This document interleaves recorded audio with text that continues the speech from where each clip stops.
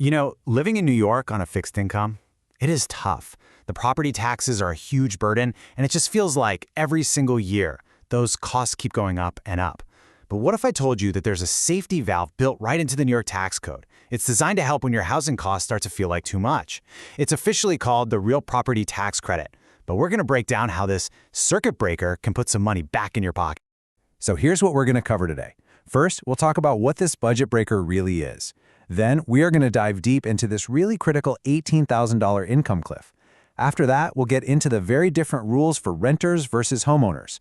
We'll look at the potential $375 payoff, and most importantly, I'm going to show you exactly how to claim your money. We'll even touch on why this whole thing feels so outdated. Stick with me, and you'll know if you qualify and how to get it. All right, let's jump right in. What in the world is this circuit breaker credit, and why on earth does it have that name? Well, that name, circuit breaker, is actually the perfect way to think about it. You know the fuse box in your house, right? When you plug in too many things at once, the whole system gets overloaded, and that little switch flips to prevent a disaster. This tax credit is designed to do the exact same thing for your finances. When your property tax burden gets too high for your income, this credit is supposed to kick in and give you some relief. It's a financial safety net. So here's our goal today. We are going to cut through all that government jargon on tax form IT-214. We're going to make it simple. By the time we're done, you'll know if you can get what could be a really helpful check for up to $375 from New York State.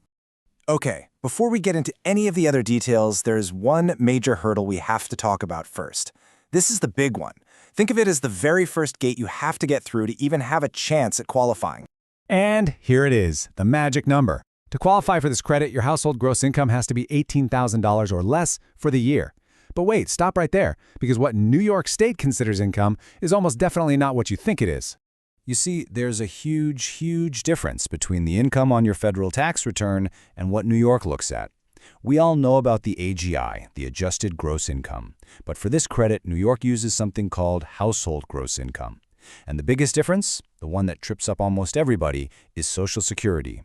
You have to include the gross amount of your Social Security benefits. That's the total amount before they take out anything for Medicare. Honestly, this is the #1 reason people are shocked to find out they don't qualify. So let's look at what actually goes into that calculation. You have to add up pretty much everything: wages, pensions, and yes, that gross Social Security amount. But it also includes a lot of non-taxable income, like public assistance and workers' comp. It's basically a full picture of all the money coming into your household. Now, the one important exception you should notice here is SNAP benefits or food stamps. Thankfully, those are not counted. And this quote really hits the nail on the head. It's called an income cliff for a reason. That $18,000 limit hasn't changed in forever. So every single year when Social Security gets that little cost of living bump, more and more seniors get pushed just $1 over the limit, and they fall right off that cliff, losing their eligibility entirely. Okay, so let's say you've hit it past that first gate. Your income is under $18,000. Congratulations, you're on to the next step. Now we have to look at the rules for your specific housing situation, because they are totally different for renters and homeowners. So this is where the path kind of splits in two. Let's tackle the renters first, because believe it or not, the rules for them are incredibly strict. For renters, here's the next magic number, and it's a tough one. Your average monthly rent has to be $450 or less. And I know what you're thinking. $450 in New York? Are you kidding me? It seems impossible. But hold on, there's a specific calculation that might just help you get under that line. See, that $450 cap is for something the state calls adjusted rent, which basically means your rent without utilities. So if your monthly rent check already includes things like heat or electricity, you get to reduce your rent amount for this calculation. So for example, let's say you pay $500 a month, but that includes your heat. You get to multiply that by 0.85, which brings your adjusted rent down to $425, and just like that, you qualify. Now, for all you homeowners out there, the rule's different. Instead of a cap on your rent, there's a limit on your assets. The total current market value of all the real estate you own can't be more than $85,000. And this is really important. We're talking about market value. That's not the assessed value on your tax bill, which is usually a lot lower. This is the full price, what your home could actually sell for in today's market. As you can imagine, this rule makes it almost impossible for homeowners in many parts of the state to qualify anymore. So, let's say you've navigated the income cliff. You've made it through the housing rules. What's the reward at the end of all this? Let's talk about the payoff. If you qualify and you or someone in your household is 65 or older, the maximum credit you can get is $375. For younger households where everyone is under 65, the max is just $75. And here is the absolute best part. This is what's called a refundable credit. What that means is even if you owe $0 in income tax for the year, nothing, the state will still cut you a check for the full amount of the credit you qualify for. This is so important for the low-income seniors this program was originally designed to help. All right, this is the most important part. How do you actually turn all this information into real money in your pocket? It's actually a pretty simple process. You just have to fill out one form, IT-214. If you're someone who normally files a state tax return, you just attach this form right to it. But what if your income is so low you don't even have to file a return?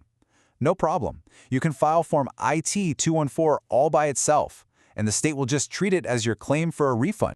And listen to this. This is a huge tip.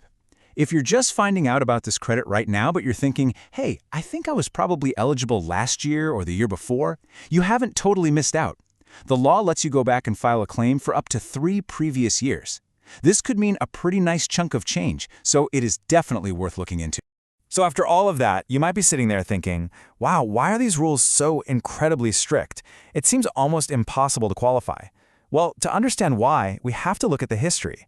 It tells the whole story. This timeline says it all, really. Those key limits, the $18,000 income cap and the $85,000 home value cap, they were put in place way back in 1985, and they have not been changed since. Not once. If that $18,000 limit had just kept up with inflation, it would be over $52,000 today. So for nearly 40 years, this program has been slowly shrinking into irrelevance. Look, for the very small number of New Yorkers who still qualify, this credit is a vital, if pretty modest, lifeline. But as we've seen, the rules are just stuck in the past. It's getting harder and harder for the people who need it most to get any help. So the big question is, will New York ever get around to updating this circuit breaker for the 21st century? There are reform bills floating around, but for now, this really important program is basically frozen in time. If you think you might qualify, please, I urge you, look into it. And if you know someone else who might, share this information with them. A little bit of knowledge here could really make a big difference.